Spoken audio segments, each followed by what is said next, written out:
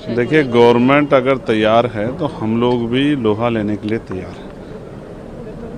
उस बिल की आड़ में जिस तरह से जो शंकाएं जेपीसी में विपक्ष के सांसद द्वारा और हम लोगों ने पहले दिन से, जिस दिन ये टेबल पर आया था बिल, उस दिन से जो हमने की है, आज भी हम उस बात पर खड़े हैं। हमें भरोसा है ये सरकार की कथनी और करनी में फ़र्क है। ये जो कह रही है वैसा नहीं, इससे नुकसान के अलावा कुछ नहीं होगा। ये उनके का धार्मिक विषय है और कॉन्स्टिट्यूशन का आर्टिकल 25-26 जो है धार्मिक आज़ादी देता है।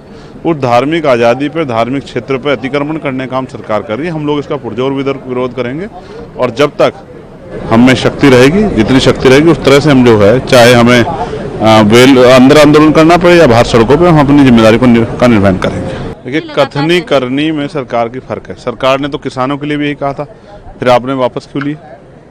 आपने तो जो है, जब भी कोई कानून बनाया उनसे पूछा ही नहीं, चाहे ट्रक ड्राइवर्स के खिलाफ बनाया हो आपने, या जब आपने EWS लाए आप, तब भी वो संविधान के विरोध में था। जब आप वुमेन रिजर्वेशन लेके आए, उसमें भी SC/ST की महिलाओं को आपने छोड़ा।